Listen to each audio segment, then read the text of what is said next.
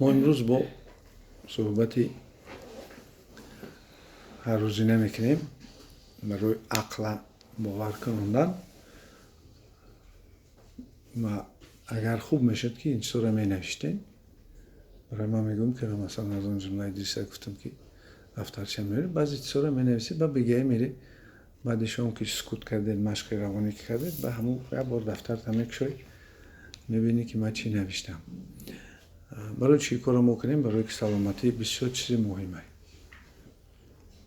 ما همه کار میکنیم خوراک میخوریم برای همین دوادم برای همین شکمون 3 مراتبه خوراک تیار میکنیم جای خواب ما ساز میکنیم بسیار چیزهای معیشی خودمون میکنیم افسوس که چی را نمیکنیم همین سلامتی را فکر نمیکنیم مثلا آدم میگوید که مشق کن یگان فلان غذا را تیار کن یک ماهانه فلان علف بگیر تیار کن نمیکنه میکنه همه کار دیگر را توی میروه برای توی مثلا مبلغ جدا میکنه وقت جدا میکنه لیکن برای سلامتی چی جدا نمیکنه یعنی که مسئله سلامتی برای ما و شما بسیار چیه خیلی درجه دیگه سیم آخر در گذاشتگیم در سلامتی امروز ما باید سلامتی رو یکم بمانیم برای پیغمبر خدا هم میگه نور سلام برو که بخت 3 یکم سلامتی دیم همسر شایسته سیم رزق روزی در وطن یعنی که بسیاری آدم ها از حساب بیان که رزق روزی در وطن نمیورن بعد چی میشن مهاجر میشن میرن رزق روزی در دیگر جا میکنن همین حساب سلامتی رو یکم بگذاری با باری دیگر میگم به زبان روسی میگم پریاریتیت یعنی افضلیت نوک در زندگی ختم کنی حاضر ما لبوی کسا گپ زنیم که شما باید تبابت کنی چند روز تبابت کنی یک خدر وقت باید تبابت کنی میگه که من وقت ندارم از جای کارم جوابم نمیده یا که اگر میگه همون جای کار نرم میرم جای کار ما گرفتن یعنی که بسیار وقت چی میشن آدم ها خواتیر میشن آج به نزدیکی دیدید یک کس روان کردن خیتای خواندن رفته از 1 سال 2 سال خونده آمده نه ماهانه شد دادن نه جای کارش اومد که جای کارش نیست سود داده سود برقرارش کرد هم ماهانه شد دادن هم جای کارش باز برقرار کردن یعنی که عدالت در جامعه هست به هر حال حقوقتا باید بشناسی یعنی بدونی که تو وقتی بیمار شدی کارخانه اگر بتونه باید کمک کنه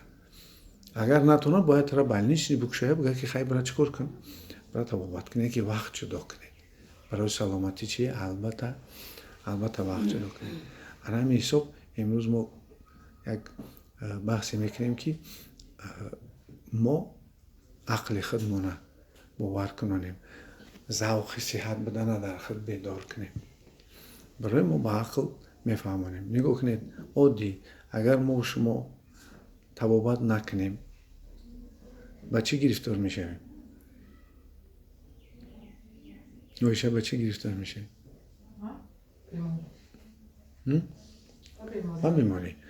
بیماری چی دارد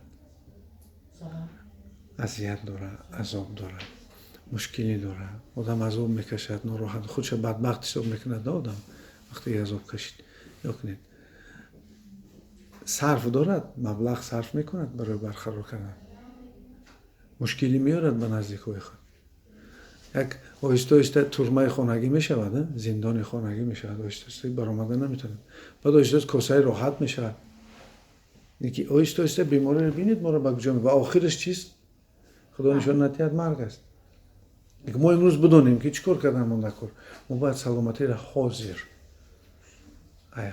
ای امروز ای پاییز بگردیم بعضی بیماری های کلانسالی ما ای دوره جوانی هست دقتش نمیدیم جوان چه خیلی است قوتش هست خدا دو دستش یک قوت یک میرود کار میکند بی‌پروایی میکند خوبش میبرد اون من زپاس انرژی زندگیش بسیاره لیکن آهسته آهسته کسلی های در راه میابند تبابت نمیکنه پیشان نمیگیرد با سین سال رفتن میگیرد قوت چی میشه قوت سست میشد و اون کسلی ها چی میشه کسلی ها رخ میزنند حاضر ما و شما یک مثالی آوردیم که عقل ما شاید بگه که خیلی بیا تبابت کنیم ای پیش کردیم عقلمون مثلا راضی شد هر روز ما رو یاردم میکند عقلمون همینجا میشیند گوش میکند بعضی آدم ها گوش کردن نمیتونن کن عقلشون فقط در معنی سری او چیزهایی میگه که با او را یا کسل میکنن یا که بیهودن بیفایدن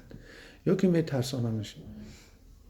عقل اگر زیدت برویه قوای نیروی جوانی را میپره، نیروی زندگی را میپره. یعنی که عقل اگر زید برویه آدم قوت صرف میکنه، حیات چه سببش میشه کوتاه میشه مشکل میشه. برای همین عقل دویم به خود راضی کنه که عقل یاردم تان کنه. مثلا هیچ چیز نگه اگر میگه که انشالله صحت میشی، عقل خودت گپت میزنه انشالله صحت میشی. با ما کسی دیگره در درون ما که احساسی ما احساسی تاجیکانه داریم ما و شما. همه ایجادیاتی ما همه زندگی ما به احساس پیونده. اگر احساس همراه ما نباشه چی؟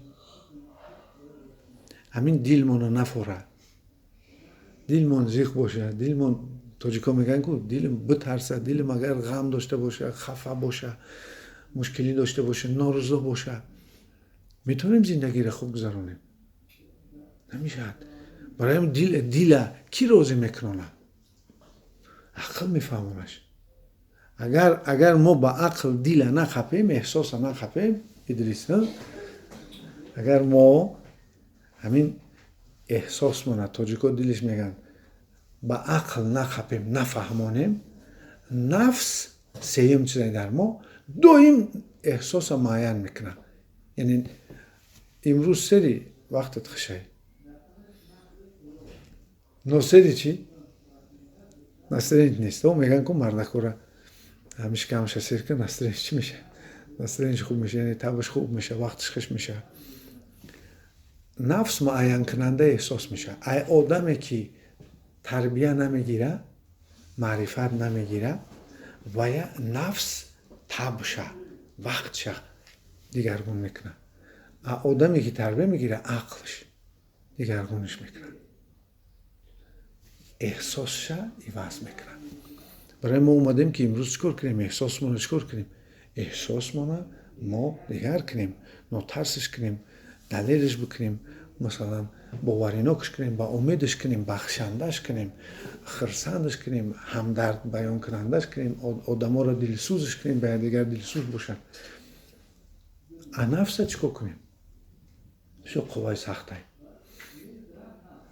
نفس تربیه کردن نکن. دو کس میشوند یک جویه نفس تربیه میکنن، یکی احساس و یکی عقل. اگر نفس امروز ما و شما را گوش نکنه، قوای زیاد ما صرف میکنه. قوای زیادی که دارد همون صرف میکنه. در چی داره؟ ناروزگی. اگر با نفس بود زیدش بروی با کسل میشه، به شکل کسل میبره. مثلا مثال یادی میگیریم، یک آدم میخواهد که نو با یک مثلا خیلی ازدواج کند، یا مرد یا زن فرق نیست، میخواهد زن گیرد، یا که مرد میخواهد زن گیرد، زن میخواهد شوهر کند.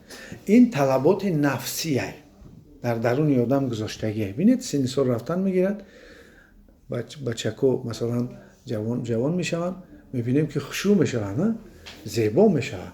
میدونم اون زیبایی مثلا جوان دخترها از حساب گرمان هاست. در درون آنها گرمان های هستن که بیدار میشن، پوستشون تراوت میکنن، بوی خوش دارن، مثلا وجودشون قوت دارن، نیرو دارن. مثلا دخترها رو ببینید، دخترها جوان فقط میخندن کن، تبسم دارن در لباشون. اگه تصور کنید بعدی که تویش کنن 2 سال پس خیلیه تبسم گم میشه. برای چی؟ برای که زندگی مرحله دیگر در گذشت. یا جوانو رو بینید، جوانی که مثلا با ناموس میبینید چه خیلی جدیت داره در رویش، از جوانی که بی‌پرواه در چهرهش دیگر چیزه. نفس چی میشود؟ نفس تربیه کردن نکن. وقتی که همین قانع نمیشود، نفس قانع نمیشه که بسیار وقت با دقت باشید. کسلی های تنگی ما و شما از کجاست؟ رو هفتادگی و زیخی و بعضی فکر و بعد از کجاست؟ خواهش نفس است، میخواهد ازدواج کند لیکن امکان ندارد ازدواج کند. یا دختره نمیتونه، یا که بچه امکان ندارد که همون به مقصدش رسد. یا کنید اوجاده دلش هم همراه عاشق شده است، اوجا هم فکرش بند همون آدم است، همون معشوقش هست. خواهیش وقتی که محکم شد نتونست عملی شدن، میگردد خفا و به شکل کسل میبراید. من مثال یاد آوردم.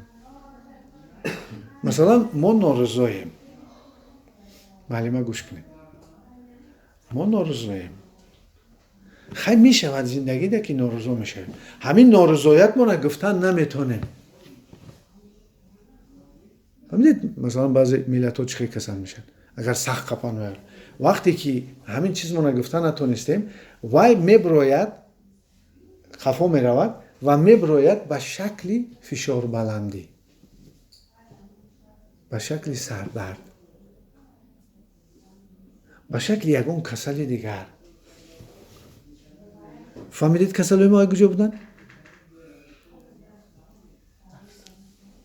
یعنی که وقتی که ما نفس تربیت نمی کنیم که آرام شود، بعد همون خواهشاش برآمدن میگیرد، نفس نمیدوند برای چه خیلی میشه، بعد به شکل چی میبراید؟ به شکل کسل میبراید.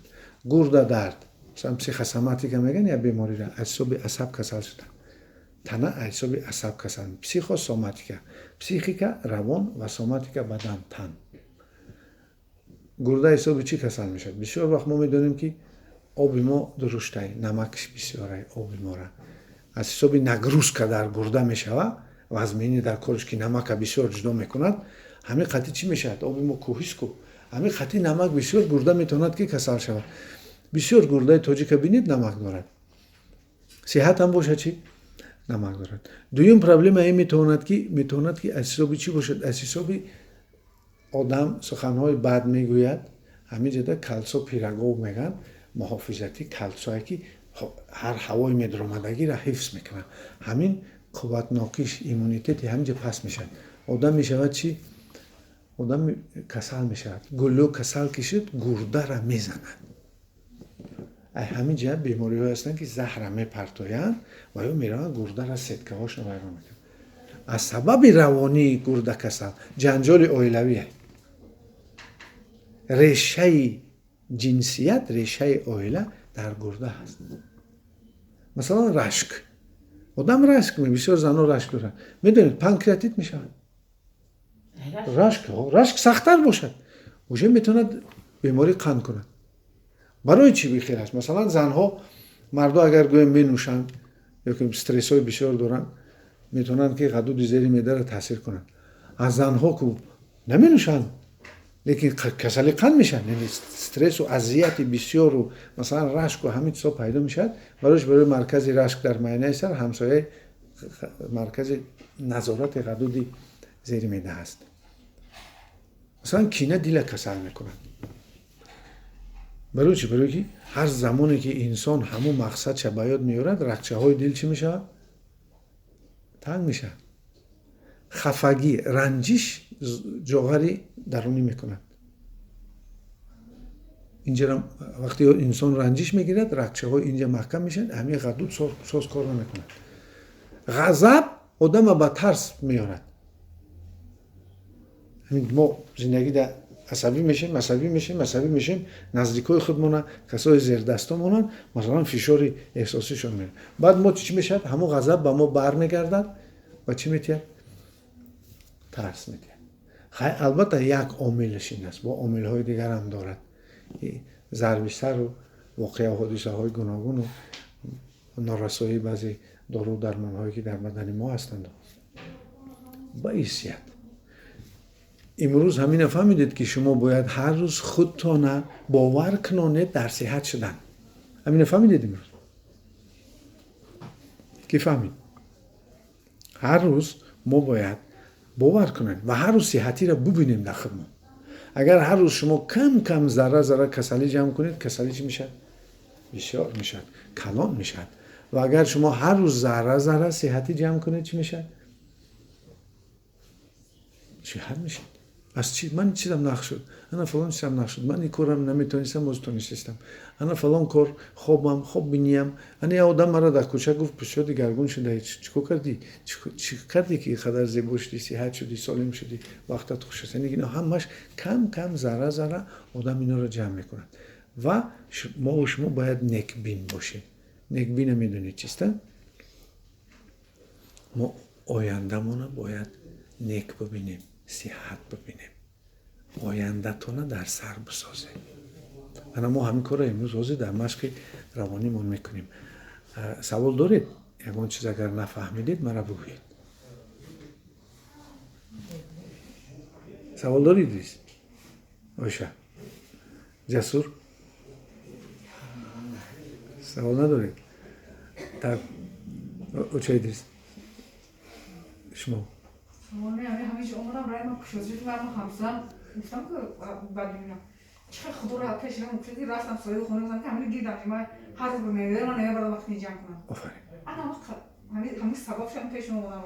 عجیب. گفتم کشویش کار نه؟ همین کلام تلفن گرفتم بزنم همسر زوم کردم. مثلا جوده اگه خدا بخشه نکه نمیدونم چه کنم. موقع اصلا سوال خونه اینی جمع گفتم پوشم تا کاسه پوشم نگذاشتم. اپاجم گفتم التماس کنم بیا همین خیلی نمیشتم. من اون بهترین آدم کارتر من میشه. نشدم 6 سال موت جواب نکرده 6 سال تام خاطر خدا کردم هیچی نگفتم. نه گفتم کاسه پوش گفتم جواب دادید؟ گفتم که بیا برداشتم. انا خود کارتر کاسه در پیشم میره بخوام خسته میشم. انا نویدم 6 سال همین بهترین باور کنید. میدونید مردم تاجیکی ما یک گپ خوب دارن، میگن که مشکل کشا میرفتن پیش، مشکل کشا میکردن. میدونید من بسیار فکر کردم مشکل کشای تاجیکی چی باشد، میبرن کشمش میآورن همونجا در کیمچی میخوندن. این همون پسیخوتراپی روانی بوده است. تو باور میکرده که کارهای ما کشاده شدن و چی میشده است؟ و در حقیقت کشاده میشدن. نه؟ برای همین میشالله کاراتون کشاده شدن، سلامتیتون نقض میشد، چشم آهسته آهسته دیگرگون میشد. پشمم نمیتونم گهواره میرم تلفن کردن نمیتونم. همیشه من همین سبب شد تو گفتم رفتم سوال خواهرش نه رسما نیست بولم همسایش تلفن گرفتم گفتم بیا تلفن التماس تلفن بزن داد کارم حال کنم آخه زنگ نمیبرداشم. ما جمع فرق نمیشینید.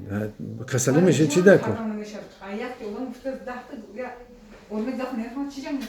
نه با آدم با دهان با دهان نشوید. انا میشه بود خونش میبخشید وی اولای وای میشه خونه ما میکنم چیزام خونش من توش دادم گفتم که خیلی 2 ماه شده دادم شه اگر نه که بعد در همسایه باید کار نمیکردم دادم شه اصلا سه گفتم ایست گفتم من گفتم کاینا تو چند قیمت گفتم اگر نیست باشه پولش میتونم نیست باشه گفتم مخبا میگیرم تو پول میتونم بیاره راست پیش همسایه دامت از پریمانادو گفتم ای دختر تو من توقعت گفتم من نمیتونم گفتم که انا می کوروش تو میبینم نمیشم این تو که ما تا شخص والا میکنم آفرین. اون میگه نه من خدا شما سبب شده ما رفتم علاج گفتم بهترین و در یاد گیرید بسیار کارهای شما علاج دارند، فقط شما باید یافتنتون دکار که چی خیر کنید که گیره همون مشکلات رو نکشید. سوال دارید؟ یک سوال دید شما یکون چی پرسیدنی باشید. دین سکوت دا چی خیل شدید مشقی روانی چی خیل شدید؟ من خیلی میگوی اینا گفتم ها تکرار کردم. آفرین. بعدی شام برام خیلی هم خیلی لحظه اومد و بعد اروخ همین کلمه اویدم خیلی گفتی همون تاجیکای ما کی نداشته نه؟ گفتن خیلی میگن که خیلی اینا همون طبیبای خلقی ما هم طبیبای خلقی اساسی روحی پیش بودن، حاضر کم کم بسیار چیزهای بگیم که چیز دیگر را وارد کردن. طبیبی تازه تاجیکی بسیار خوب بوده. همین ما باید حفظ کنیم نه؟ همین فرهنگ ملی ما هم باید حفظشون کنیم. همین چرا میگفتن و میدونستن این چرا میگفتن و میفروردن که نفراری بود و کیم چیزا بود. حاضر که این چیزا که کمتر چی شد گویم زمانی آمد که همین بسیار کسایی که همون قلاب بودن خواستن با واسطه همین دکتری طبیبی مردم فریب کنن بعد مردم که فریب خوردند و کیمچو کردن امروز هم طبیبای اساسی اصلی تاجیکی ما هم آسیب دیدن. نه من خیلی فکر میکنم سیاست دولت در این ساحه درسته. آهسته باز میومن جاشون، باید مهنت کنن، بخونن، یاد گیرن، سوادشون بخواد کنن. امیدواریم که آینده در این تیپی ما باز برقرار میشه.